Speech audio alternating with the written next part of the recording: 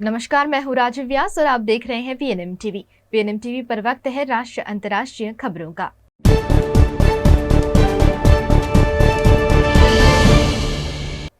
Asia cup के super 4 stage में भारत पाकिस्तान मुकाबला बारिश और गीली आउटफील्ड के कारण रविवार को पूरा नहीं हो सका। अब मुकाबला आज रिजर्व डे पर दोपहर 3 बजे से कोलंबो के आर प्रेमदासा स्टेडियम में खेला जाएगा। मैच दोबारा वहीं से शुरू होगा जहां रोका गया था। खेल रोके जाने तक टीम इंडिया ने 24.1 ओवर में 2 विकेट खोकर 147 रन बना लिए थे और इसी स्कोर से आगे खेलेगी।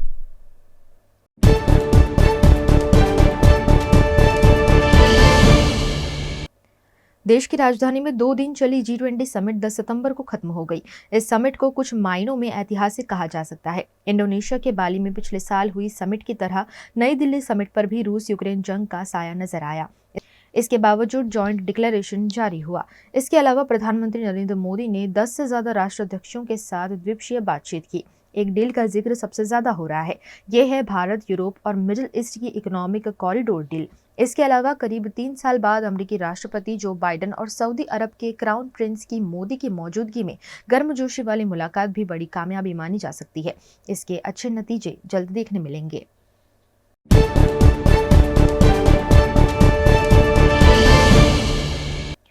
सर्बिया के स्टार टेनिस खिलाड़ी नोवाक जोकोविच ने अमेरिकी ओपन 2023 में पुरुष सिंगल्स का खिताब जीत लिया है। न्यूयॉर्क के आर्थर एश स्टेडियम में हुए फाइनल मुकाबले में दूसरी सीड जोकोविच ने तीसरी सीड रूस के डेनिल मेदवेदेव को सीधी सीटों में 6-3, 7-6, 6-3 से मात दी। नोवाक जोकोविच का ये 24वां ग्रैंड स्लैम खिताब रहा। अब जोकोविच ओपन एरा में सबसे ज्यादा सिंगल्स ग्रैंड स्लैम जीतने वाले खिलाड़ी बन गए हैं।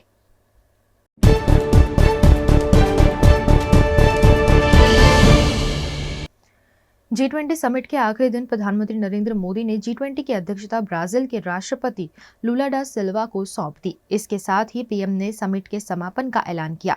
ब्राजील अगले साल होने वाली G20 समिट का आयोजन करेगा। पीएम ने संस्कृत भाषा में कहा, स्वस्ति अस्तु विश्वस्य, यानी संपूर्ण विश्व में आशा और शांति का संचार रहो। समिट के आखिरी सेशन के बाद पीएम मोदी ने कहा कि दुनिया बदल रही है। इसके साथ दुनिया के संस्थानों को भी बदलने की जरूरत है। उन्होंने कहा, यूएनएससी में अभी तक उतने ही सदस्य हैं जितने इसकी स्थापना के वक्त थे।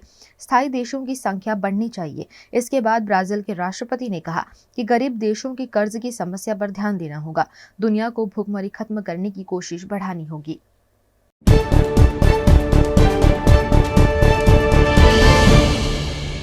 G20 समिट के लिए नई दिल्ली आए सऊदी अरब के क्राउन प्रिंस मोहम्मद बिन सलमान आज भारत की स्टेट विजिट पर हैं। इस दौरान उन्हें राष्ट्रपति भवन में सेरेमोनियल वेलकम दिया जाएगा।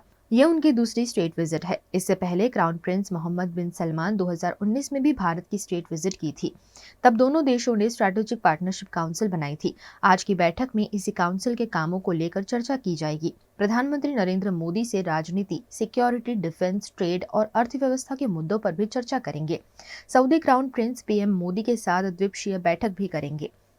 इस दौरान दोनों देशों के बीच एनर्जी कॉर्पोरेशन और डिफेंस डील हो सकती है। इसी साल फरवरी में इंडियन एयरफोर्स के विमानों ने पहली बार सऊदी अरब की धरती पर लैंड किया था। दोनों देशों के बीच साल 2022 से 23 में $52.75 बिलियन का व्यापार हुआ। भारत सऊदी का दूसरा सबसे बड़ा ट्रेड पार्टनर है। सऊदी में 20 लाख से ज्यादा भारतीय समुदाय के लोग रहते हैं। 1,75,000 भारतीय हर साल हज के लिए सऊदी जाते हैं।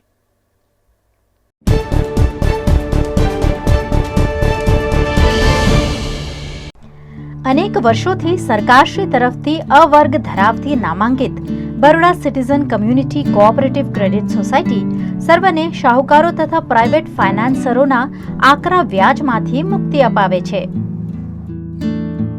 ઓછી વત્તી દરેક પ્રકારની આવક ધરાવતા લોકો માટે ઓછા વ્યાજે સરળ હપ્તે અનેક પ્રકારની લોન ઉપલબ્ધ। ફાઇનાન્સ કંપનીઓ કરતા ઘણા ઓછા વ્યાજ। વાર્ષિક વ્યાજ દર 8.5% શરૂ। अनुकूलता मुजबना ईएमआई। लोन माटे सिविलनी पण जरूर नथी। पेनल्टी वगर लोननी वहेली चुकवणी शक्य। बचत खाता पर पण आकर्षक व्याज मेळवो। तुरंत संपर्क करो Baroda citizen community cooperative credit society limited, 203B Ivory terrace, circuit house ની સામે, અલકાપુરી, વડોદરા।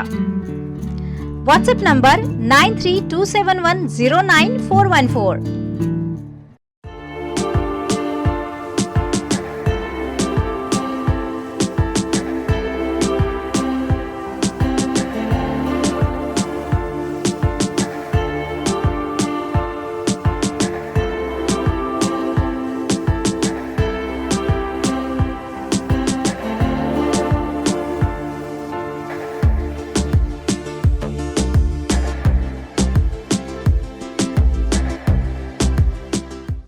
भारत ले रहा है इलेक्ट्रिक अंगड़ाई। क्यों ना हम साथ चले, साथ चले, साथ बढ़े, साथ बढ़े, देश मेरे, देश मेरे। देश को ले जाए नई दिशा की ओर। आपका जॉय, भारत का जॉय। વડોદરાના ઘણા વિસ્તારો જેમ કે અકોટા, માંજલપુર, અલકાપુરી, મકરપુરા વગેરે વગેરે વિસ્તારોના લોકો ચિંતામાં છે. આ ચિંતાનું કારણ છે વડોદરાના લોકોમાં વધતી ઈર્ષા. જી હા, અને આ ઈર્ષાનો સ્ત્રોત છે તરસાલી એરિયામાં આવેલ રેઝિડેન્શિયલ પ્રોજેક્ટ દર્શનમ પ્લેસ. ઘણી બધી એમ્યુનિટીઝથી ભરપૂર આ 2 અને 3 BHK પ્રોજેક્ટ બની ગયો છે નવા ઘર શોધવાવાળા લોકો માટે એક અનોખો અવસર.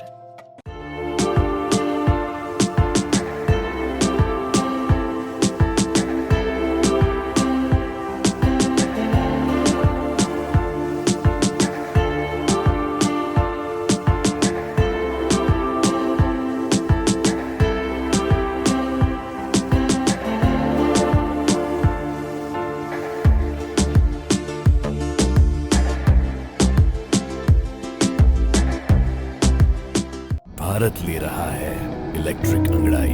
क्यों ना हम साथ चले, साथ चले, साथ बढ़े, साथ बढ़े, देश मेरे, देश मेरे। देश को ले जाए नई दिशा की ओर। आपका जॉय, भारत का जॉय। दिल्ली में G20 समिट ने दुनिया में भारत की भागीदारी के कई द्वार खोले हैं। समिट में India, middle east, Europe economic corridor बनाने की घोषणा की गई है।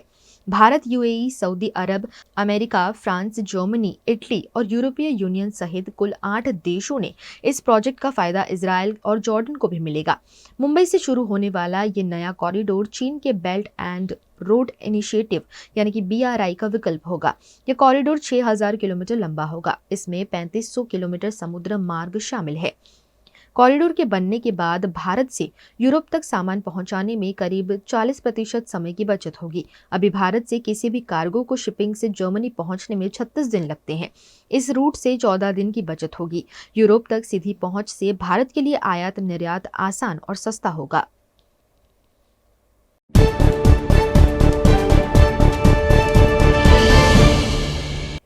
मुंबई में एक निर्माणाधीन इमारत में 40वीं मंजिल से कंस्ट्रक्शन लिफ्ट गिर गई। हादसे में लिफ्ट में सवार 7 मजदूरों की मौत हो गई। ठाणे म्युनिसिपल कॉर्पोरेशन के डिजास्टर मैनेजमेंट सेल के प्रमुख यसिन तड़वी ने इस पर बताया कि सभी मजदूर वाटर प्रूफिंग का काम करने के बाद 40वीं मंजिल पर लिफ्ट में घुसे। तभी लिफ्ट अचानक से टूट गई और अंडरग्राउंड पार्किंग में आकर गिरी।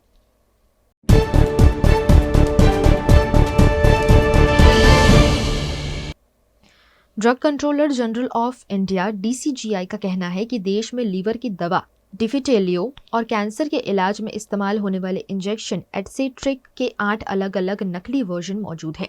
सभी राज्यों और केंद्र शासित प्रदेशों के ड्रग कंट्रोलर को इन दवाओं पर नजर रखने को कहा गया है।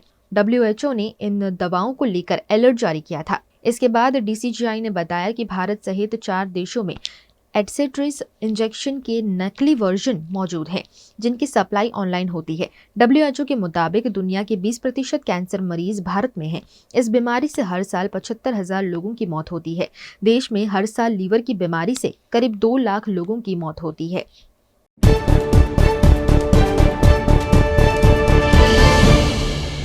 ऑस्ट्रेलिया टीम ODI में नंबर 1 बन गई है। इंटरनेशनल क्रिकेट काउंसिल ने वनडे टीम रैंकिंग अपडेट की है, जहां ऑस्ट्रेलिया टीम पाकिस्तान को पछाड़कर टॉप पर पहुंच गई है। पिछले महीने एशिया कप शुरू होने से ठीक पहले पाकिस्तान ने श्रीलंका में अफगानिस्तान के खिलाफ 3-0 से वनडे सीरीज जीती और ऑस्ट्रेलिया को पीछे छोड़कर ICC की वनडे रैंकिंग में नंबर 1 बन गया था। लेकिन अब पाकिस्तान दूसरे नंबर पर फिसल गया है। ODI रैंकिंग में भारत तीसरे नंबर पर है।